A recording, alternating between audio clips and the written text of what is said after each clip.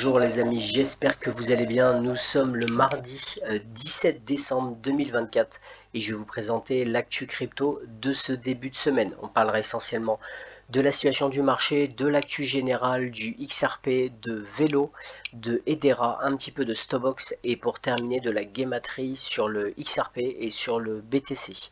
On va commencer directement par la situation.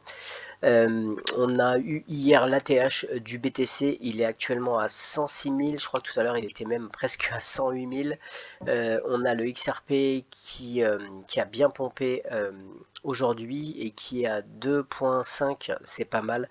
Il y a une résistance à 2.7, on espère qu'il va la péter, mais moi comme je vous ai dit, je pense qu'il peut passer les 3 dollars pour vraiment les fêtes de fin d'année, pour le nouvel an. Il sera à 3 dollars, je pense, personnellement, sans problème. Est-ce qu'il y a des choses intéressantes? Je vous mets juste que moi j'ai investi un petit peu.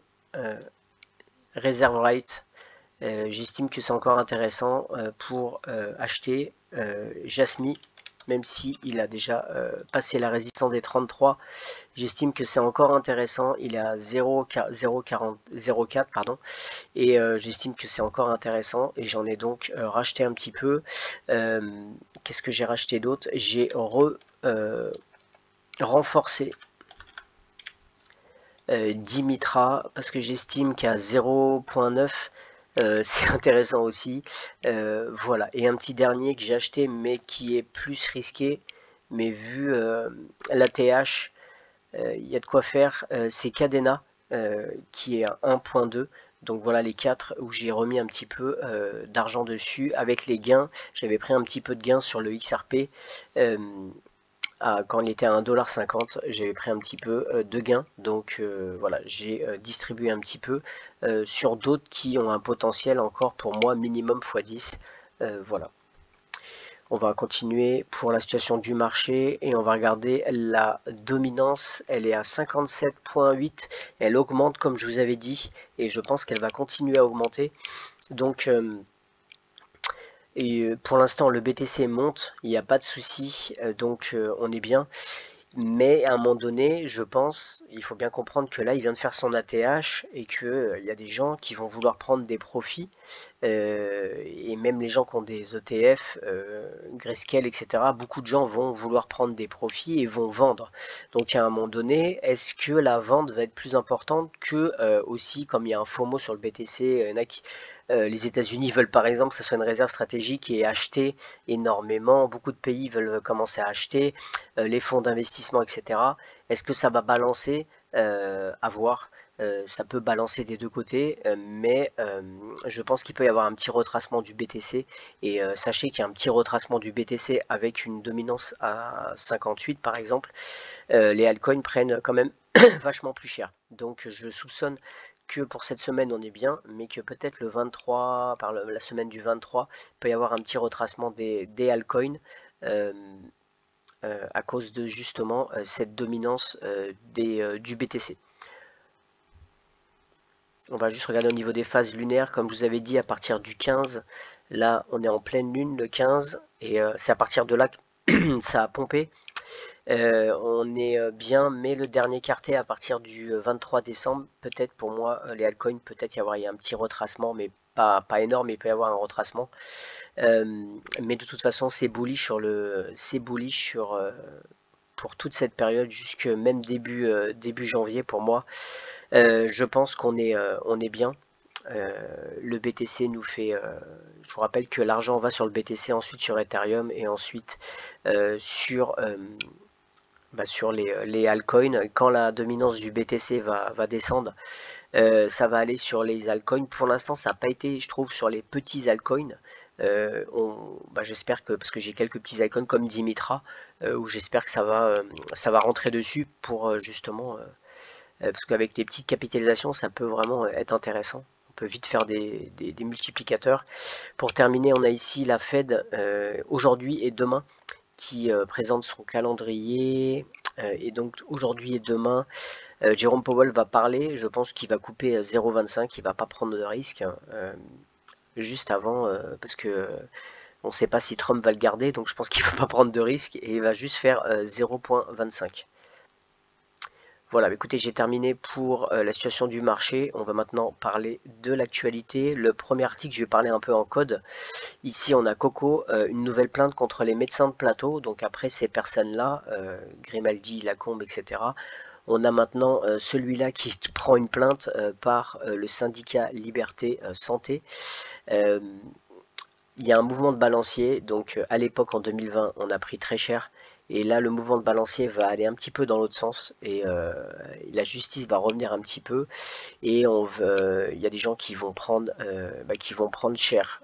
Comme nous on a pris cher en 2020, il y en a qui vont prendre cher maintenant, mais il faut bien comprendre que c'est ceux qui vont prendre cher, ça a toujours été comme ça, c'est les exécutants. Mais pas ceux qui ont donné les ordres. Ceux qui donnent les ordres, ils sont malins, ils connaissent les lois karmiques et ils savent que ils ne le font pas eux-mêmes. Ils donnent les ordres, mais ils ne le font pas eux-mêmes et qui ne craignent rien. C'est la personne qui a un libre arbitre et qui a accepté de le faire.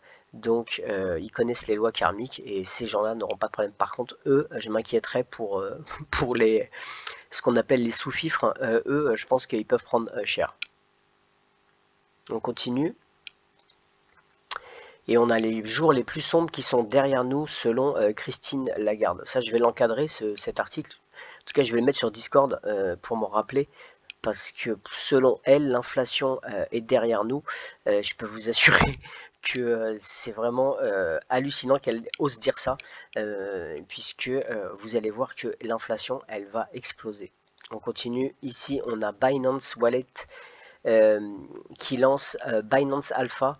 Donc c'est en fait une plateforme pour tout simplement les projets de Launchpad et les projets de pré-listing sur Binance. Voilà, donc ça permet en fait de clarifier un petit peu les choses et de sécuriser un petit peu aussi les choses. Voilà. On continue. Et on a le Salvador. Alors c'est un article, je le prends avec des pincettes, mais c'est des gens sérieux, c'est Money Radar. Mais j'ai pas trouvé ailleurs en fait des infos, mais c'est quand même intéressant. Le Salvador sacrifie sa loi Bitcoin pour 3,3 milliards de dollars. Le revirement spectaculaire de Bukele. Et ici, en fait, il nous explique que le FMI leur a demandé, en fait, pour avoir un prêt de 3,3 milliards de dollars, de supprimer sa loi où le Bitcoin devait être accepté par les commerçants et que c'était en fait une monnaie de réserve, enfin que c'était une monnaie d'échange nationale. Et donc, le FMI a demandé que ça ne le soit plus. Et aussi, le pays doit s'engager à réduire son déficit budgétaire à 3,5 du PIB. Voilà. Donc en fait, c'est les exigences pour que, eh bien, pour avoir ce prêt. Donc apparemment, eh bien, Bukele a accepté. Donc je trouve qu'au niveau souveraineté, c'est pas terrible. Mais bon, peut-être qu'ils ont besoin de ces 3,3 milliards, mais en même temps, s'ils investissent dans le BTC, je pense qu'ils peuvent vite, ils pourraient vite les avoir, les milliards de dollars. Donc bref. En tout cas, j'ai pas trouvé d'autres articles, mais je pense qu'ils racontent pas n'importe quoi sur Money Radar. On continue. Ici, on a eu un hack du Dogecoin. 70% du réseau en panne parce qu'en fait il y a eu une attaque sur les nœuds, les nœuds de validation et en fait il y en a eu 373 nœuds qui ont été attaqués, pardon, et sur 647 donc le truc il est tombé en panne en fait, voilà, mais après ça s'est arrangé. On continue. Ici on a Joe Biden qui accorde 39 grâce, alors maintenant si vous connaissez un peu la guématrie, 39 à l'envers, 93 c'est Saturne, grâce et gracie plus de 1500 peines, annule en fait 1500 peines, dont celle d'un Chinois condamné pour pornographie juvénile. Il a aussi d'ailleurs gracié son fils pour tout ce qui lui avait, tout ce qui était accusé. Il n'y a pas de problème, c'est passé tout crème, tout passe crème. Quand on est président, tout passe crème. On continue. Et là, on a un investisseur de BTC qui en fait est en prison. Il a pris apparemment 2 ans de prison, je crois, pour avoir caché 4 millions de dollars de gains crypto, mais sur plusieurs années apparemment il aurait fait des gains, mais surtout il a fait des fausses déclarations apparemment en essayant de minimiser ce qu'il a gagné, etc. Et donc en fait il a pris 2 ans de prison pour fraude fiscale. Voilà. Donc eh bien c'est peut-être mieux d'être réglo en tout cas de ce côté-là, même s'il y a des gens qui eux par contre, non, il vaut mieux je pense utiliser la loi, et il aurait dû prendre un bon avocat, et il aurait pu à mon avis faire des économies même si aux États-Unis c'est dur parce que même en vous expatriant, vous payez quand même les taxes. Donc, mais je pense qu'il y a toujours moyen, il y a des moyens. Il aurait dû prendre un avocat fiscaliste, je pense. En tout cas, c'est mon avis. Ici, c'est comme un virus. La semaine dernière, c'était le Japon. La semaine d'avant, je crois que c'était l'Australie. Ici, et même l'Italie, je crois. On a ici une députée française qui propose une réserve stratégique en BTC au Parlement européen. Voilà. Donc ça se propage un peu partout. Après, pour nous, c'est bon, parce qu'on sait que si l'argent rentre sur le BTC, après, elle va aller sur les altcoins, donc pas de problème. Ici, on a Greenpeace qui met fin à sa campagne contre le minage de BTC. Donc tout s'aligne, tous les feux deviennent verts pour le BTC. Ici, on a la Société Générale qui exécute une transaction blockchain révolutionnaire en utilisant des obligations tokenisées. La Société Générale est assez, en France, elle est assez pro-crypto, et je peux vous confirmer ce qui est dit, puisque j'en ai discuté avec la personne qui gère en fait plus ou moins ça, en tout cas au niveau sécurité avec Forge, et c'est essentiellement sur Ethereum que c'est tokenisé. Un dernier article avant de passer au XRP.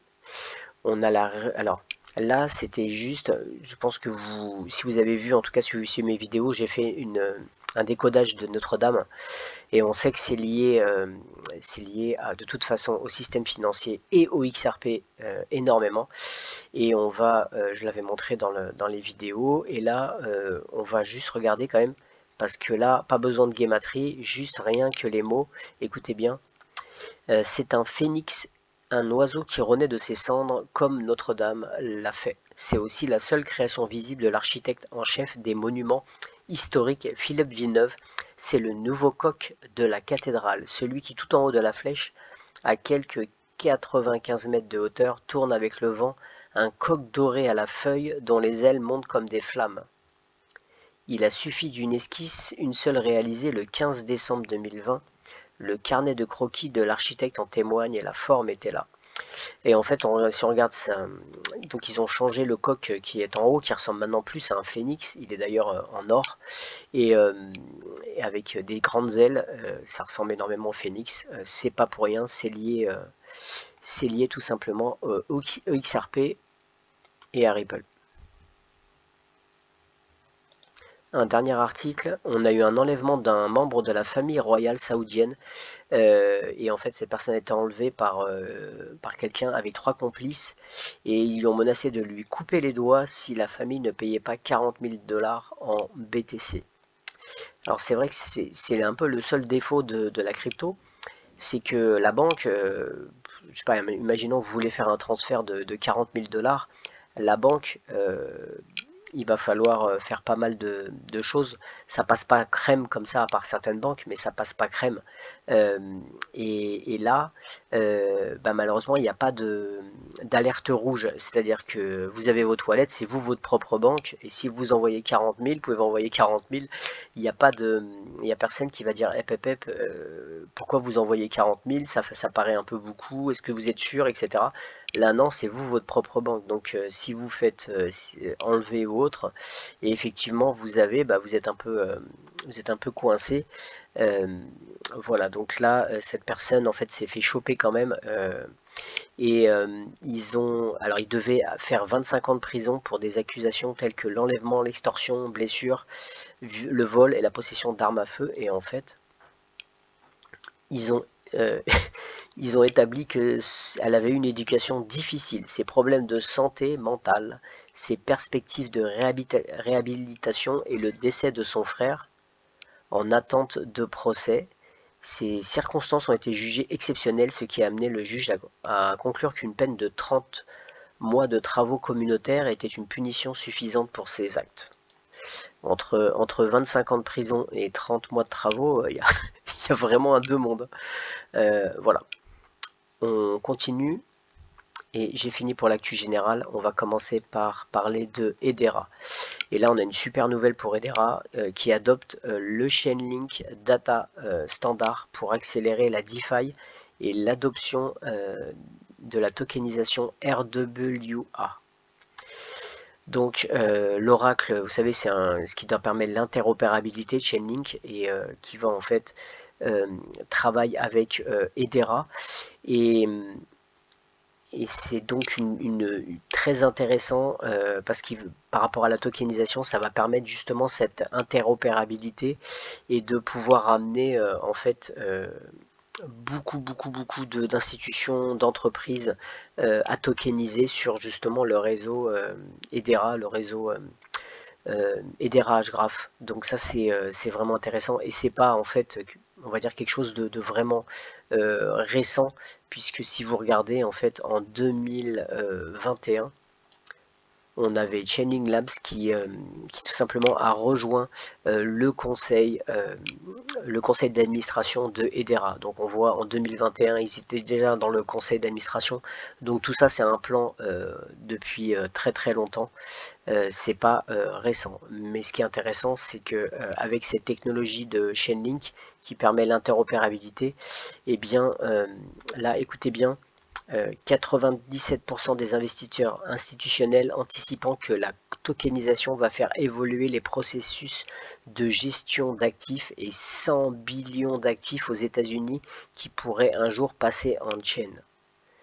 Donc imaginez 100 billions juste les États-Unis, c'est énorme. Imaginez si ça arrive sur la blockchain et entre autres une grosse partie sur Hedera par exemple. Imaginez un petit peu le prix de ces tokens, ça serait c'est énorme quoi. Voilà.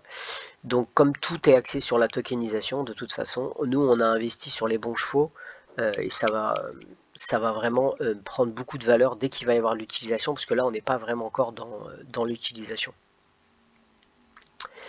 On continue toujours avec Hedera et on a Swift, UBS et Chainlink qui ont mené à bien un projet pilote innovant pour relier les actifs tokenisés au système de paiement existant. Et ça c'est le projet Guardian, j'en avais déjà parlé, et donc Chainlink permet en fait justement cette interopérabilité et donc on pourrait avoir tous les paiements transfrontaliers de tous les pays grâce aussi à Chainlink qui pourrait amener aussi sur la structure de Hedera, bien sûr, de Stellar aussi, de XRP, etc. XRP, vous avez un peu comme Chainlink, vous avez Axelar qui fait le boulot aussi pour ce qui est de l'interopérabilité. Voilà, encore une autre nouvelle pour Hedera. Ici, c'est un registre de participants.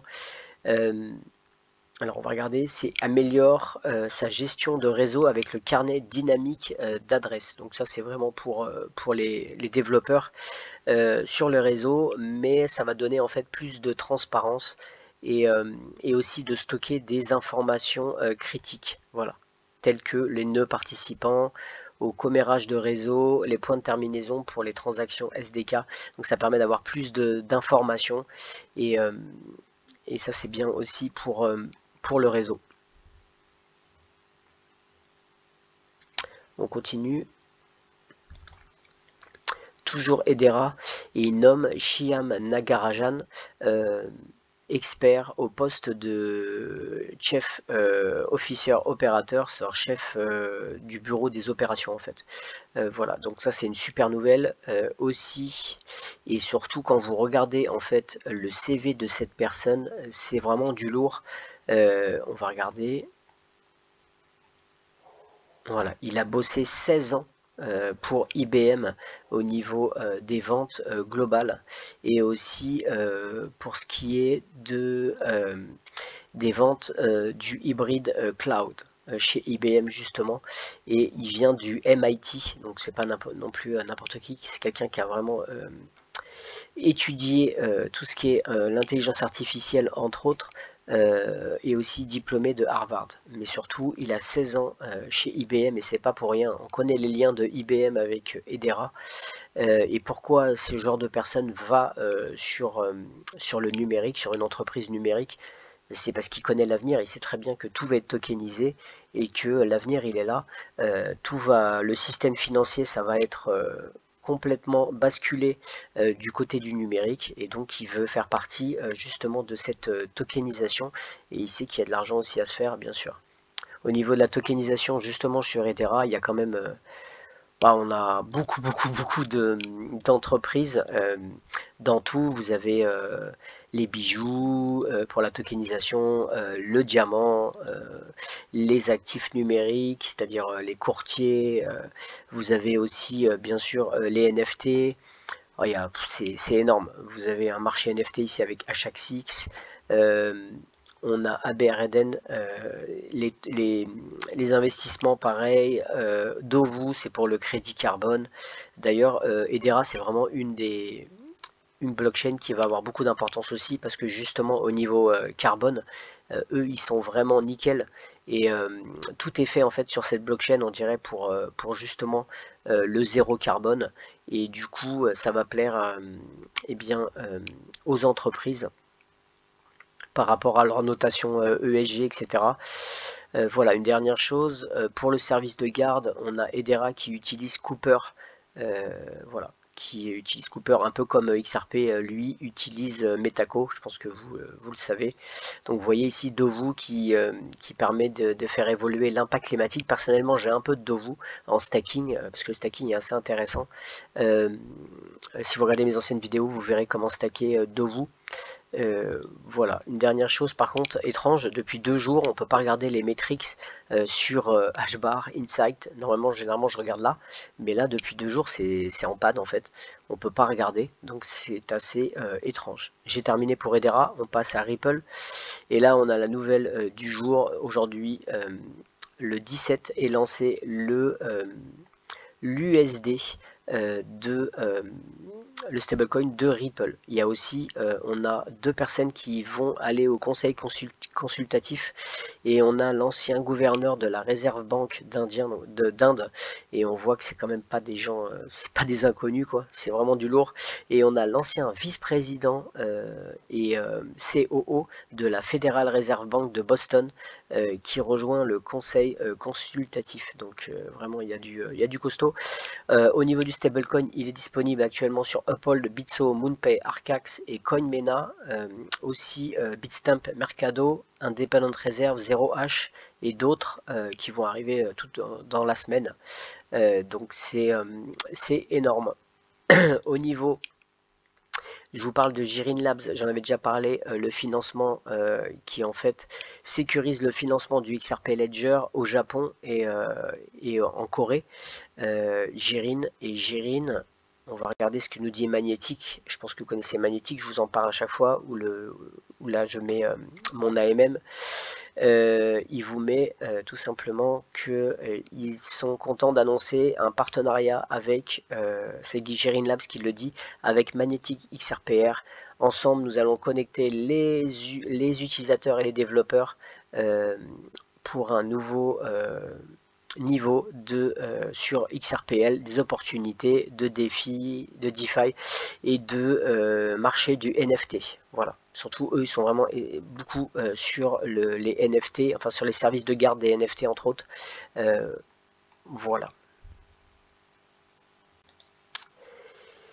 Juste, moi personnellement je suis sur Mag XRP, je suis aussi sur une autre application avec le XRP et je vais le retrouver, il est assez loin, sinon c'est pas grave. Voilà, XGO, moi je suis sur XGO, mais vous voyez 19%, ça baisse pas mal, mais j'ai bien amassé des XGO. Quelque chose qui m'intéresse, c'est le XRPH, que je ne dis pas de bêtises si je le trouve. Alors XRP Healthcare, ça fait longtemps que j'en ai pas parlé. Ici, vous voyez, qui est en 22e position, et là il est à 147%.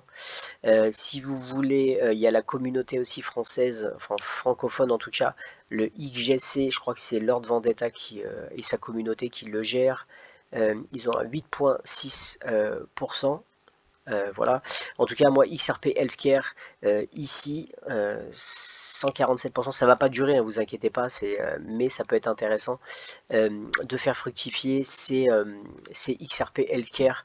Mais attention, comme actuellement on est en bull run, si vous vendez, vous achetez, c'est pas terrible de sortir sur la MM à chaque fois, donc attention à ça. Peut-être bloquer des XRP que vous voulez vraiment bloquer et pas vendre, de les bloquer là.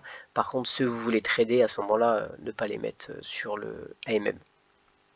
Et là, comme vous voyez, on peut maintenant, même sur Magnétique, vous pouvez acheter du stablecoin échangé, par exemple le XRP, contre du stablecoin. Voilà, si vous voulez vendre, faites vos profits, ça peut être intéressant, c'est mieux que le USDC. En plus, plus les gens font ça, plus il va y avoir des fees et ça va être intéressant pour nous. Pour l'instant, il n'y a pas de pool de liquidité RL-USD, mais je reste à l'affût quand ça va se mettre en place. On continue, il y a eu un mouvement d'une baleine qui a envoyé 69 300 000 XRP, c'est à peu près 200 millions, presque 180 millions, sur Binance. Donc il y a des gens qui disent que c'est pour vendre et d'autres qui disent que non, c'est d'un compte à un compte. Voilà, perso je suis pas inquiet, même par rapport à ce mouvement, je suis pas inquiet du tout. Voilà, j'ai terminé pour le XRP et on va maintenant parler un petit peu de vélo. Ici, vous avez dans en fait la team, vous avez, vous connaissez Jed Mekaleg, qui est le cofondateur de Stellar. On a le professeur David Mazière. Et là, ce qui est intéressant, c'est ce monsieur, professeur Robert Thompson, qui est aussi au MIT, comme on a vu avec la personne de Hedera, le COO maintenant actuel de Hedera. Et bien ici, lui aussi vient du MIT et qui c'est un professeur en économie. Et c'est intéressant de noter parce que cette personne en fait a beaucoup fait d'articles, de PDF sur justement les monnaies digitales et beaucoup de recherches, et donc c'est assez intéressant sur ces recherches. Beaucoup de projets aussi pilotes en Thaïlande, et c'est pour ça que moi j'ai vraiment donc pensez que c'est quelqu'un qui est conseiller au staff chez Vélo. Et pour moi, je pense que vraiment Vélo va avoir un gros rôle en Thaïlande et aussi dans toute l'Asie, tout simplement. Et il a écrit, vous voyez par exemple ce livre sur le DLT, Distributed Ledger, et on voit que c'est Robert Thompson qui a écrit ce bouquin. Si on fouille un peu ici dans les PDF, on peut voir que je pourrais, si vous le demandez en commentaire, il parle alors il parle un peu de Stellar, il parle un petit peu de XRP, sur ces 8 pages, mais à fond sur vélo, et ils expliquent en fait le système de vélo, ce que permet en fait vélo. Alors bon, je pense que vous le savez, peut-être pour les nouveaux, parce qu'il y a quand même pas mal de nouveaux sur la chaîne. Vélo en fait facilite les transferts de valeur, en fait de liquidité dans le secteur en fait de la finance. Et en fait les avantages de vélo en fait, c'est tout simplement de permettre en fait de faire un bridge entre les monnaies, un peu comme le XRP fait, entre les monnaies fiat et en fait tout simplement les monnaies numériques. Ça aussi alors par contre ça c'est vraiment quelque chose qui est en fait caractéristique et vraiment unique. C'est ce que fait Vélo, c'est qu'il garantit en fait l'émission des crédits numériques, et ça c'est vraiment quelque chose qui est en fait propre à eux, tout simplement. Donc en échange d'avoir des détentions de tokens Vélo, vous pouvez tout simplement avoir des crédits en collatéral des vélos, vous pouvez émettre des crédits numériques. Donc pour les entreprises, ça c'est génial, pour en fait avoir des subventions. Et bien sûr, comme le XRP, etc., Velo, ça permet d'optimiser la liquidité et, aussi au niveau d'améliorer en fait l'écosystème décentralisé. Alors bien sûr, il y a d'autres, hein, parce qu'en fait, là c'est Stellar, le Velo c'est sur Stellar, mais il y a d'autres, hein, bien sûr, vous avez le XRPL, mais là en l'occurrence, Velo, ils utilisent eux Stellar, et Stellar c'est décentralisé. Voilà, donc c'est juste pour faire un petit résumé sur ce qui est c'est tout simplement Velo. Mais là, ils en parlent vraiment beaucoup et ils parlent beaucoup de Thaïlande aussi. Donc de Thaïlande, je vous laisserai. Là, c'est un peu long, je ne peux pas vous mettre. En plus, c'est en anglais. Je peux le traduire, il n'y a pas de souci. Mais ils parlent énormément de la technologie Velo et comment ils l'utilisent.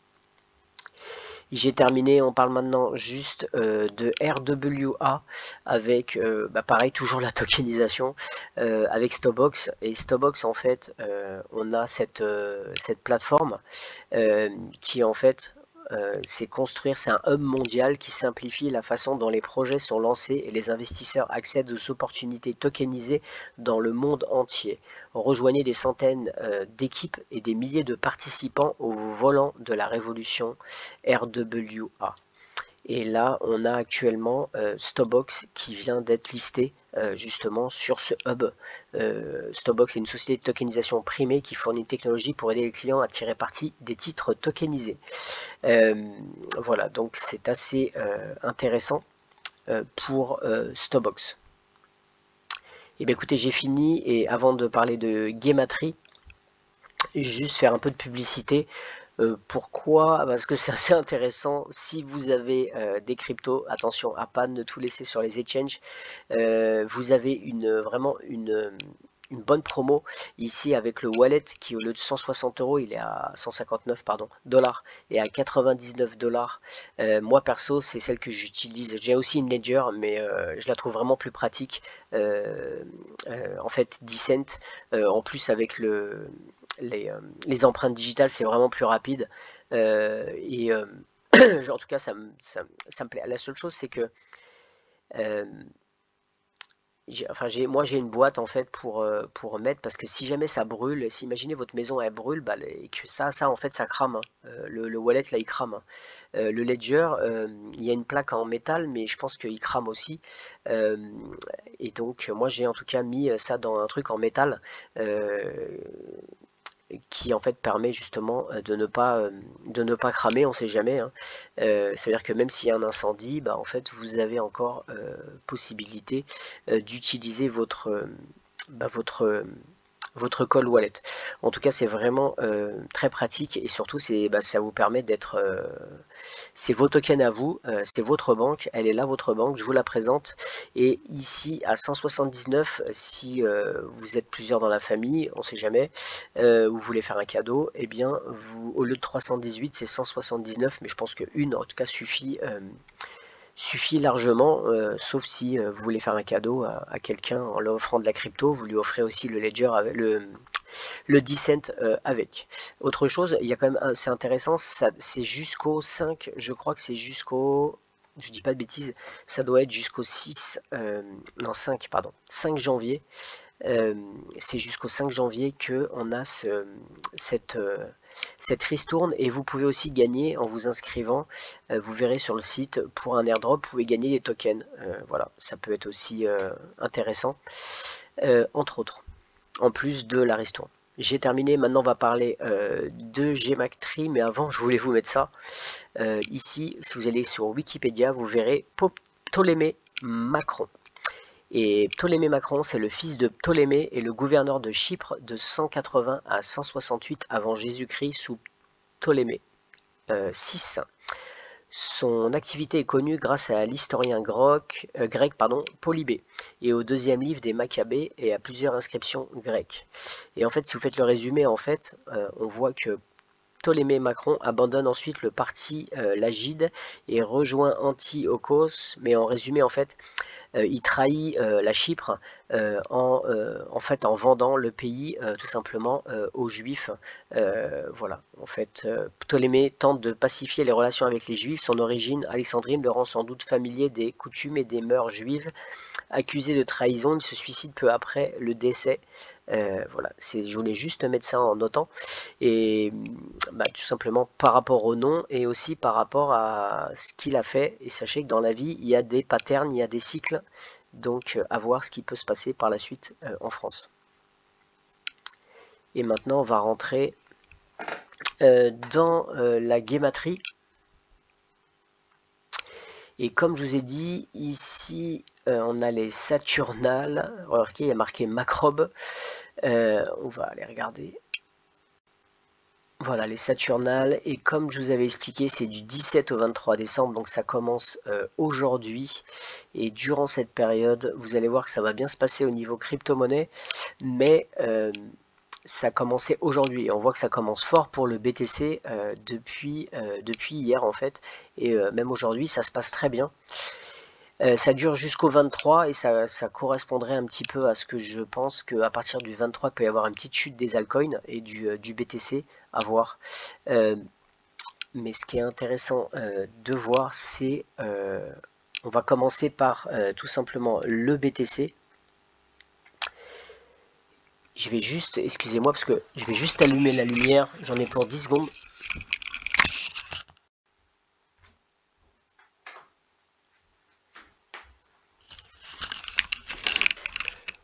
Voilà, on fait comme si c'était en direct et on va commencer par les dates.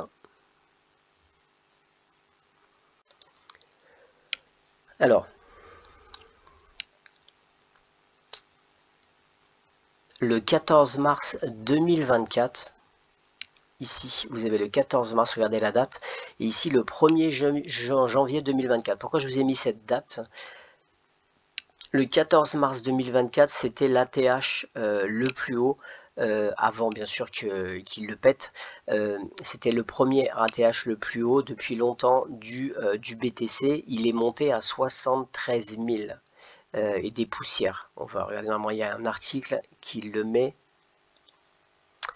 Voilà, après une hausse d'environ 70% en 2024 pour atteindre un nouveau record à un peu moins de 74 000, soyez 73 800, c'est exactement ça.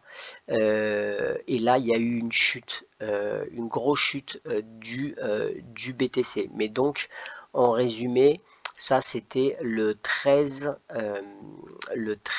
mars 2024. Notez le 13 mars, on en parle souvent du 13 mars. Vous verrez que beaucoup de gens qui sont dans la politique sont tout simplement nés le 13 mars, même le pape, je crois qu'il est né le 13 mars, le grand-père de Trump, et vous avez beaucoup de personnalités, j'en parlerai un jour, qui sont nés le 13 mars. Ils ont été choisis juste parce qu'ils sont nés sur ces dates de naissance. Voilà, notez que le 13 mars 2025, nous avons l'éclipse lunaire qui va faire très mal le 13 mars 2025. Mais pourquoi je vous parle de ce Bitcoin le 13 qui a fait son ATH à l'époque? Donc le 13, c'est que regardez, il était à 73 000 et combien c'était? C'était le 73e jour de l'année. Le 73e jour de l'année, il arrive à 73 000, il fait son ATH à 73 000, c'est pas fort. Alors j'ai pas fini, hier il a refait son ATH, donc on va regarder, et son ATH c'était hier, c'était le 16-12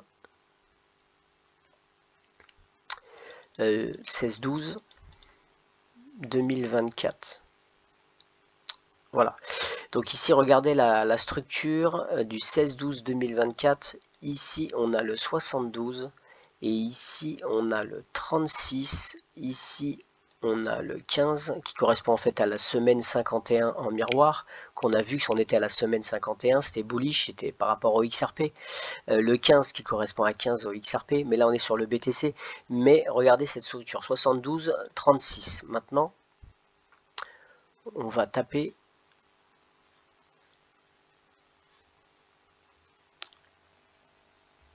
que je cherche.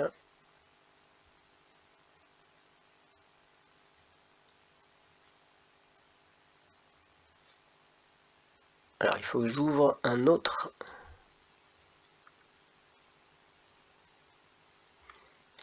Il faut que j'ouvre un autre. On va taper Gematry.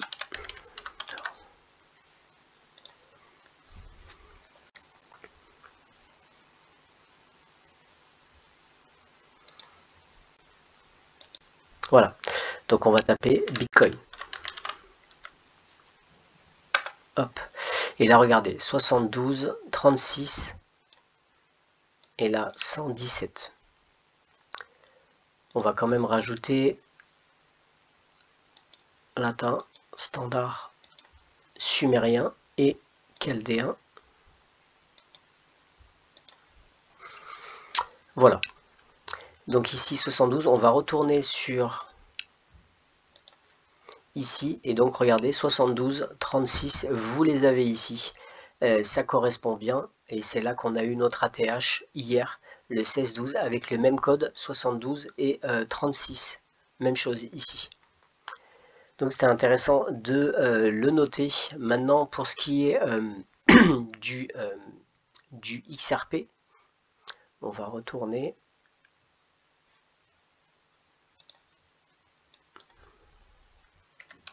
On va taper XRP.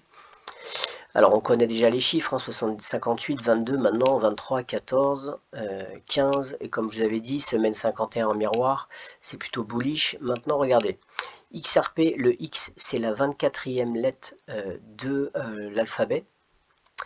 On a le P qui correspond logiquement à la 16e lettre, et on a le R.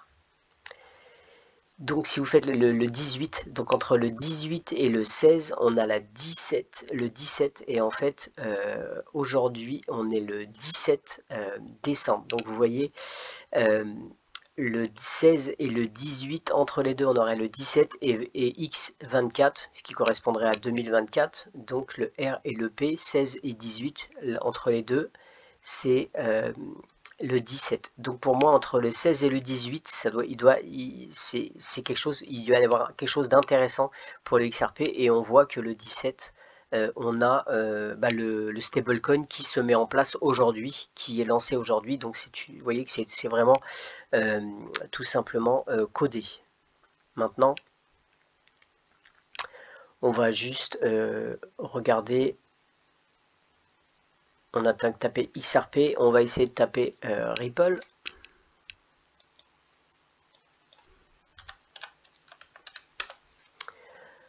Voilà, donc vous connaissez déjà les liens, on tape Ripple, et maintenant on va essayer de chercher les liens pardon, avec, comme on a vu avec les catholiques, voilà, Pape Francis, et ici on a notre 58 qui correspond au 58 du XRP. Et pourquoi je vous parle du Pape Francis? Alors on a déjà vu avec Notre-Dame, mais là on va aller chercher ailleurs. C'est tout simplement, on va regarder ce petit article. François, 88 ans. Donc ça c'est le pape, le deuxième pape le plus âgé de l'histoire. Et ça, il fête ce 17 décembre son 88e anniversaire. Donc vous comprenez pourquoi avec le XRP, il y a un lien. Voilà, c'est le 17 décembre.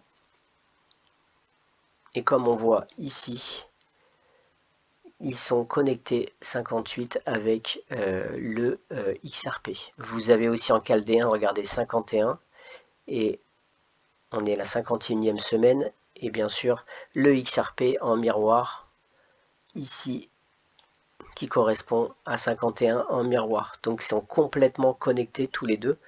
On pourra noter que c'est donc le 88e anniversaire, et 8 jours après, puisqu'il est né puisque c'est le 17 décembre, 8 jours après, c'est Noël. Voilà. Et on va maintenant retourner sur les dates.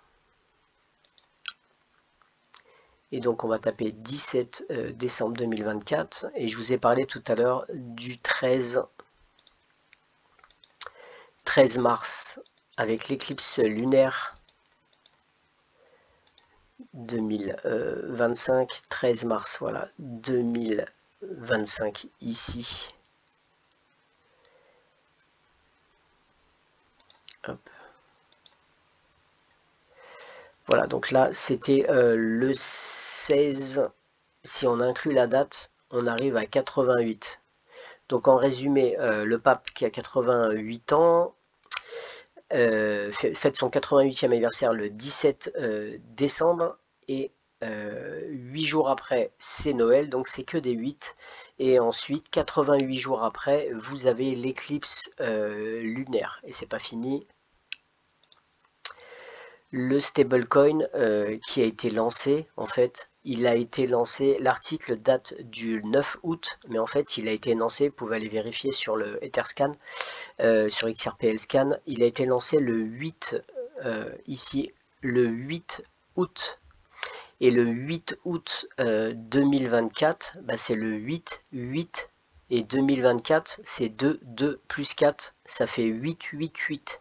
Donc on voit, il n'y a que des 8 par rapport, il y a un code entre le PAP et le stablecoin de Ripple avec le 8, 8. Voilà.